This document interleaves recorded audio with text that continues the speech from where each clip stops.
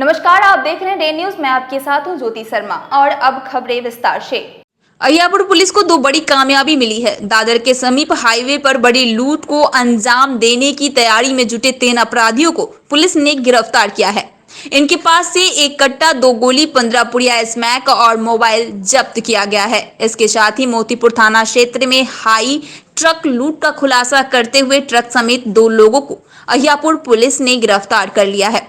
जानकारी देते हुए सिटी एसपी राजेश कुमार ने कहा कि शनिवार की रात सूचना मिली थी कि दादर पुल के समीप अपराध की साजिश में कुछ अपराधी जुटे हैं। इस पर इलाके में विशेष टीम ने छापेमारी की, जिसमें 3 अपराधियों को पकड़ा गया। पूछताछ में पहचान अहियापुर शेखपुर ढाब के सोमन कुमार उर्फ सोमन सहनी, रवि कुमार उर्फ रवि सहनी और पप्पू कुमार सहनी के रूप में हुई है। हम गाड़ी चलाते थे, छीनने वाला दूसरा रहता था। कौन छीनता था? अरुण सोनी। कैसे प्लान कैसे करता है? बात करता रहता है जैसे कान में लगा के, वैसे ही पिछल हम गाड़ी चलाते रहते, गाड़ी सटाते हैं, पिछल के हाथ मारता है, छीन लेता है। फिर कितना पैसा मिलता है तुमको बंटवारा में? वही 2003 में बेचते हैं। अभी तक कितना मोबाइल छीना है? 50 को। क्या 50 को? 50 को मोबाइल। क्या 50 को बताओ? क्या 50 को मोबाइल क्या किया? बेच दिए छीन के। जी।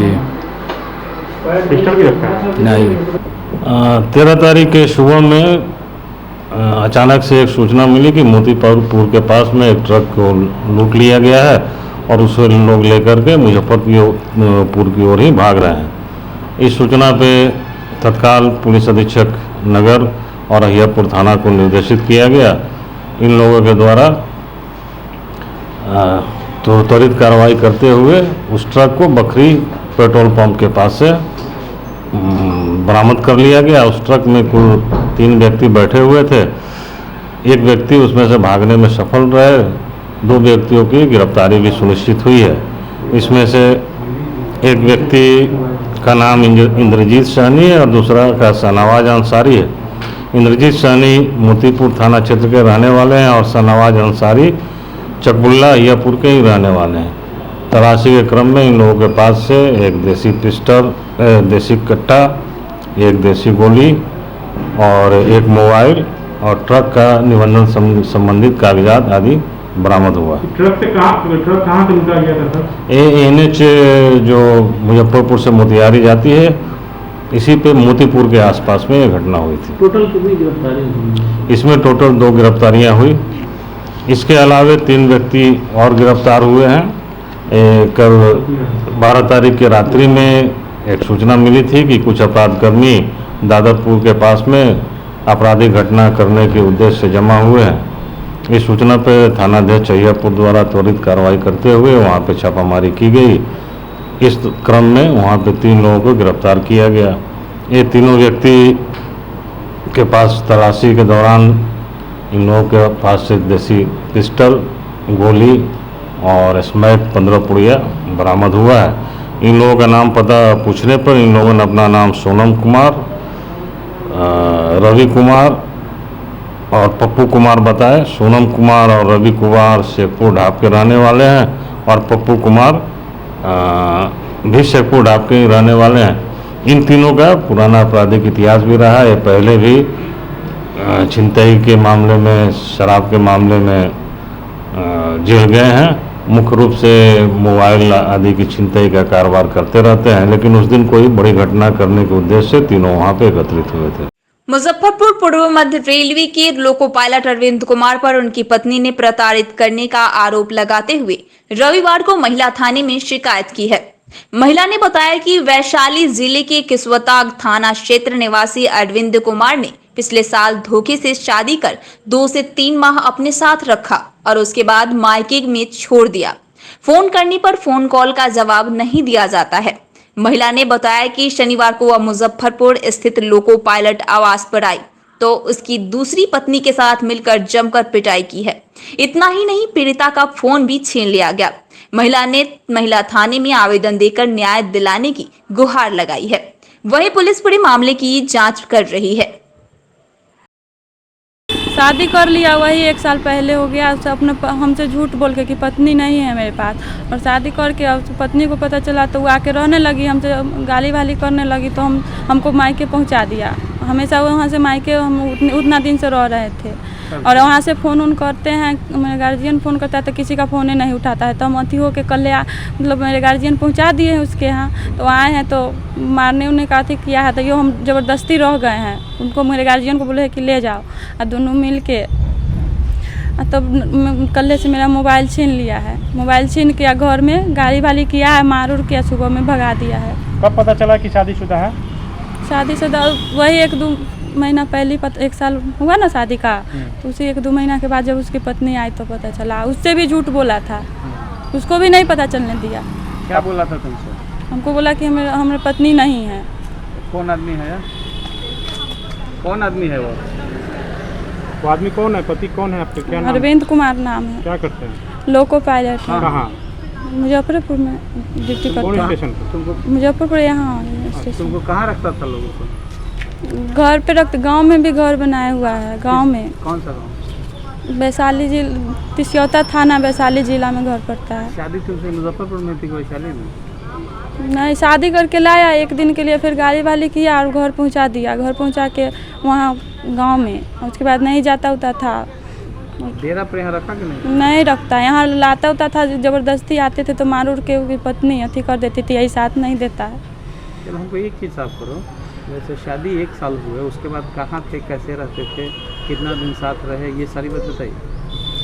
जाते थे वहीं, हमको तो जब इसको पता चल गया तो अथी करता था, कभी वहाँ रख देता था लेके, कभी मायके रख देता था। वहाँ मैंने वहाँ कहाँ? गाँव में वैशाली जी। कभी कभी जाता था, कुछ बोलने से कोई अथी नहीं है। और जब मायके 2 महीना से हम भी मायके थे, 2-3 महीना, 2 महीना वहाँ रह के गए हैं, फिर गांव में आए हैं। फिर गांव में से चले गए। उसके माँ बहन हमको इतना टॉर्चर किए घर के अथी से, तो हम मेरे भाई को बुला के चल गए हैं। इसके लिए नहीं फ़ोन कर रहा था कि चल गई है तो नहीं लाएंगे, अब तो हम नहीं लाएंगे, तो हम कल ले आए हैं अपने गार्जियन के साथ। डेरा कहाँ? डेरा कच्ची पक्की में है। उसका जी तुम देखी हुई? जी। वहाँ रही हो कि नहीं? पूरा कल तो आए थे, तो आज भगा उगा दिया है। क्या कहता है? वो पूछे थे कि क्या, तो कुछ नहीं बोलता है, मारा है दोनों मिल के। बाल बच्चा भी आपको?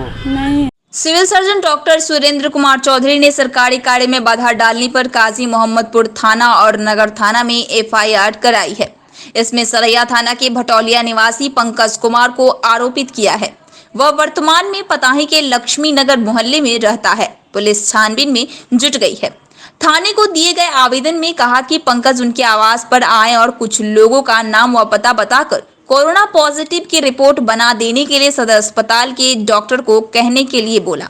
उन्होंने कहा कि इन लोगों का जांच करा लीजिए, जो होगा रिपोर्ट बन जाएगा। इसके बाद रात को सरकारी मोबाइल पर कॉल कर कहा कि हमको 50,000 की जरूरत है, अगर नहीं दिए तो फंसा देंगे।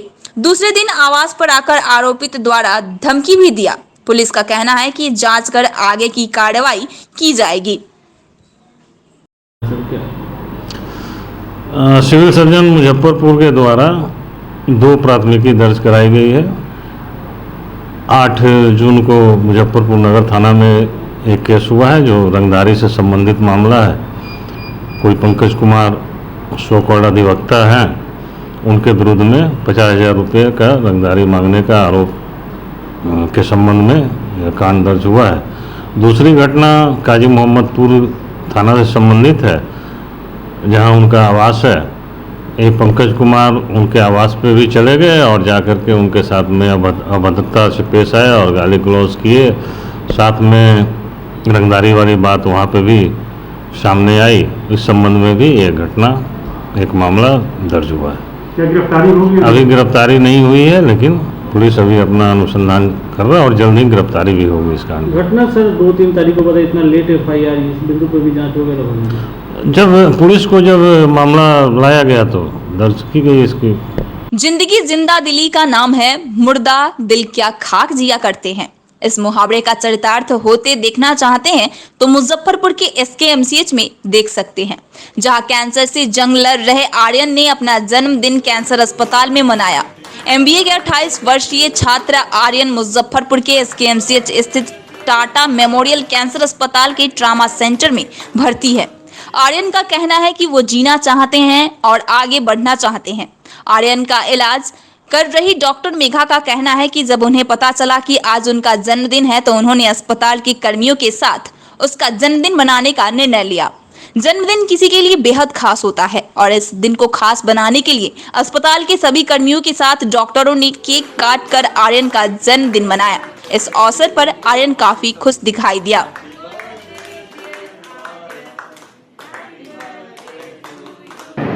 ये मुझे काफ़ी अच्छा महसूस हो रहा है।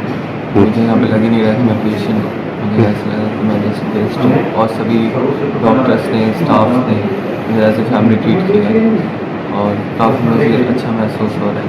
मुझे ऐसा कोई पेन महसूस नहीं हो रहा जिस वजह से ना फैमिली की कमी महसूस हो रही है। मैं खासकर थैंक्स कहना चाहूँगा डॉक्टर बुरहान, मेघा मैम और जितने भी यहाँ पे सभी स्टाफ्स हैं उनका, उन्होंने मुझे इस तरीके से सपोर्ट किया और मेरा बहुत अच्छे से ख्याल रखा है। क्या कहना चाहेंगे जब इस स्थिति में, जब आपका इलाज चल रहा होता है, उस स्थिति में आपके किस प्रकार से सेलिब्रेट? बहुत ही इम्पोर्टेंट होता है कि जो नर्सिंग स्टाफ है, जो पूरा हॉस्पिटल का स्टाफ है, वो किसी पेशेंट को सपोर्ट करे और मुझे सेम वो यहाँ पे देखने को मिला है और इस वजह से मुझे काफ़ी खुशी है और मैं काफ़ी अच्छा महसूस कर रहा हूँ आज के। मन में एक है कि आप इलाज भी करा रहे हैं जी, कैंसर संस्थान में हैं। मुझे ऐसा बिल्कुल भी नहीं लगा कि मैं एक कैंसर संस्थान में, बल्कि मुझे ऐसा लग रहा है मैं अपने फ्रेंड्स के साथ ही हूँ, फ्रेंड्स और फैमिली के साथ ही हूँ और मुझे काफ़ी। हम लोगों ने अभी जो बर्थडे सेलिब्रेट किया है वो पेशेंट एक्चुअली अपने बर्थडे के दिन ही एडमिट हुआ है, तो हम लोग उसको ये फील नहीं करवाना चाहते हैं कि वो मतलब उसको इतनी बड़ी बीमारी है, इतना बड़ा ऑपरेशन हुआ है, वो हॉस्पिटलाइज है। इससे उसको खुशी मिलेगी कि हाँ मैं ठीक हूँ, मेरा ऑपरेशन बहुत अच्छे से हो गया है। तो उसके आत्मविश्वास को बढ़ाने के लिए, एक खुशी देने के लिए कि चलो तुम्हारा बर्थडे स्पॉइल नहीं किया हमने तुम्हें एडमिट करके, इसीलिए। तो इससे पेशेंट्स में और आत्मविश्वास बढ़ेगा, खुशी। एग्जैक्टली, आत्मविश्वास बढ़ेगा कि हाँ मैं ठीक हूँ, मैं ठीक हो रहा हूँ, मुझे इतनी बड़ी बीमारी नहीं है। एक प्रकार से घर का माहौल देने की कोशिश। एग्जैक्टली, एक प्रकार से घर का माहौल देना। अच्छा, तो इस प्रकार से हमें लग रहा है कि जो भी मरीज हैं उनमें एक खुशनुमा माहौल के लिए एक प्रकार का प्रयोग भी माना जा सकता है। हाँ, क्योंकि कैंसर ऐसी बीमारी होती है ना कि कैंसर का नाम सुनते ही आदमी का जो आत्मबल, जो मनोबल होता है वो पूरा टूट जाता है कि अब मुझे कैंसर हो गया, अब मैं बच ही नहीं सकता हूँ, ठीक है।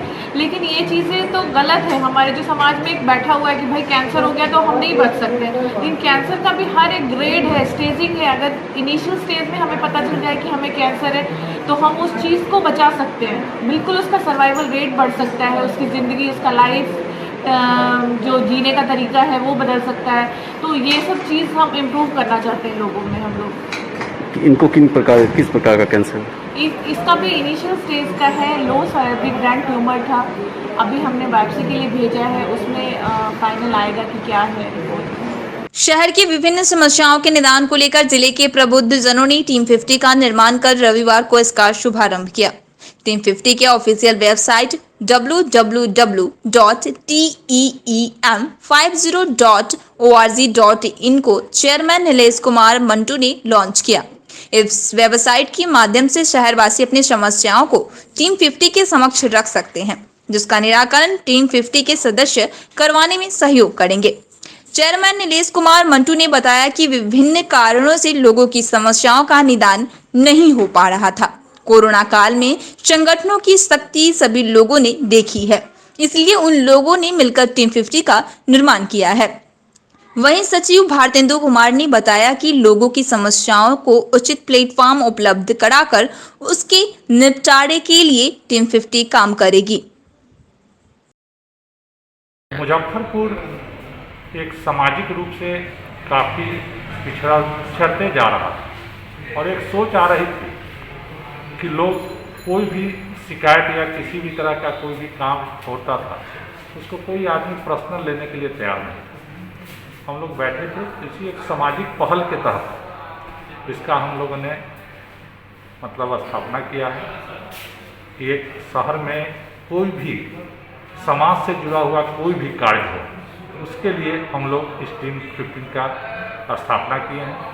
और हम लोग का पूरी तरह से ही सोच है, कोई जाति, कोई धर्म, कोई अथी नहीं, सिर्फ समाज के लिए और समाज की व्यवस्था, जिसमें सड़क, नाला, स्वास्थ्य, शिक्षा, जो बच्चे गरीब हैं जो नहीं पढ़ सकते हैं और वो तेज हैं, उनकी पढ़ाई की व्यवस्था, ये सभी चीज़ों पर हम लोग फोकस करते हुए हम लोग आगे बढ़ेंगे, जिससे समाज में एक अच्छा संदेश जाए।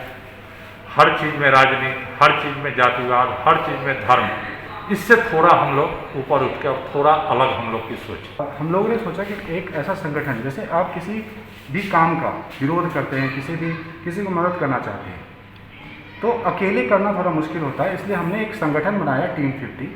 और टीम 50 आज जो काम कर रही है, जो सामाजिक मुद्दे हैं, जो राजनीतिक मुद्दे हैं, ऐसा है कि पक्ष विपक्ष में भी अगर कहीं लड़ाई में हमारे शहर का, हमारे समाज का विकास रुक रहा है, हम उसको आगे बढ़ाने का काम करेंगे, समन्वय स्थापित करके।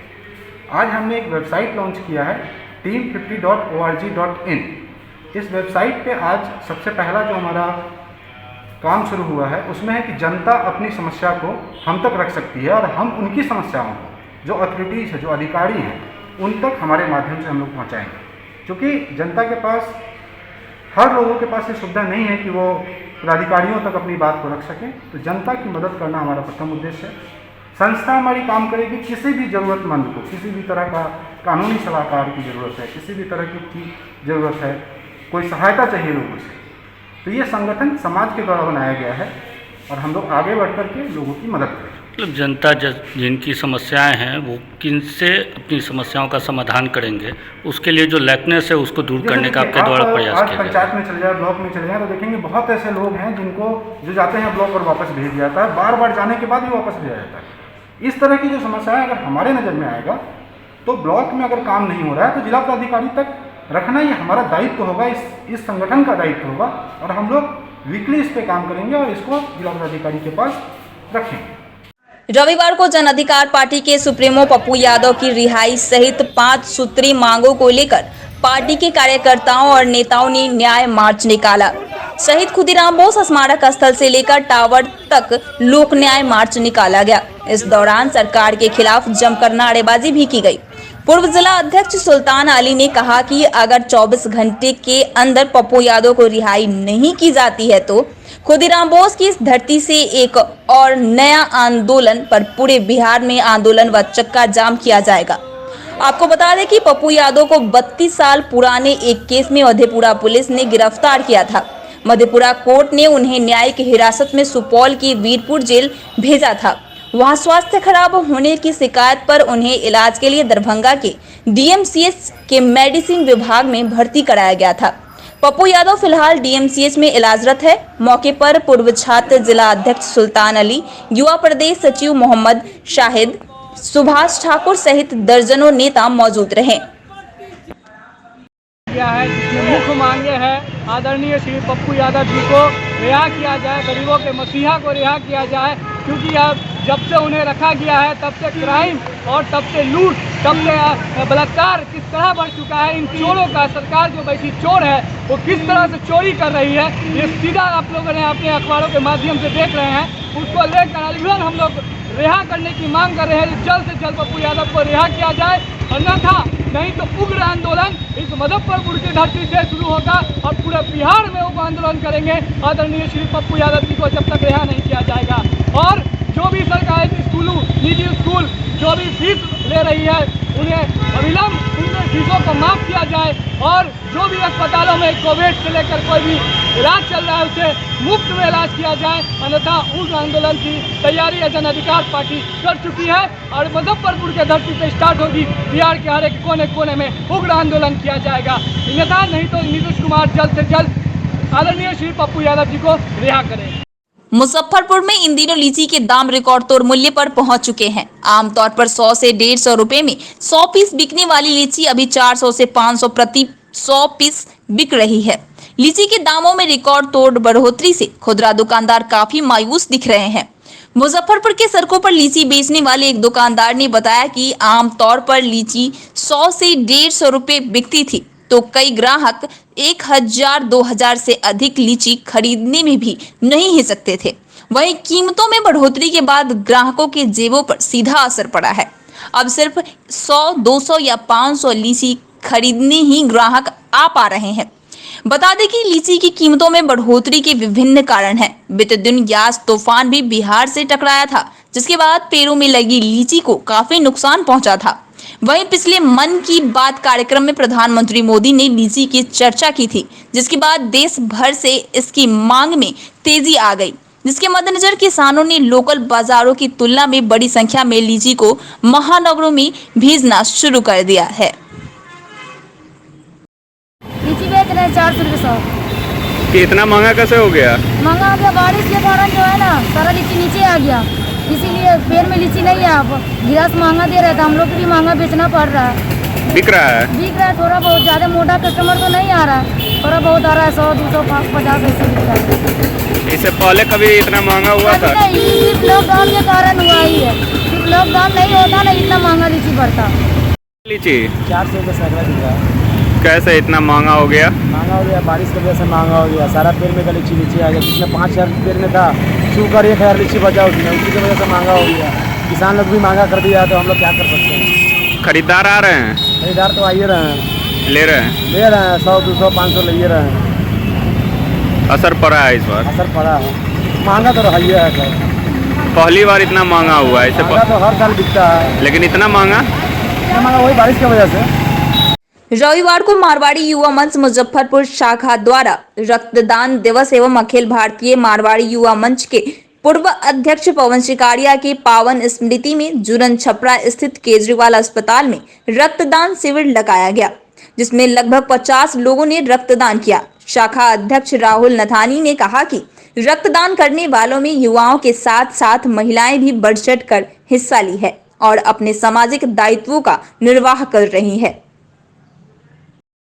किया गया मारवाड़ी युवा मंच की तरफ से अखिल भारतीय मारवाड़ी मंच के पूर्व अध्यक्ष पवन जी सिकारिया जी की पुण्य स्मृति में आज श्रद्धांजलि सभा के तहत और विश्व रक्तदाता दिवस के अवसर पर मारवाड़ी युवा मंच मुजफ्फरपुर शाखा ने केजरीवाल स्थित ब्लड बैंक में एक रक्तदान शिविर का आयोजन किया। कितने लोगों ने अभी तक किया है?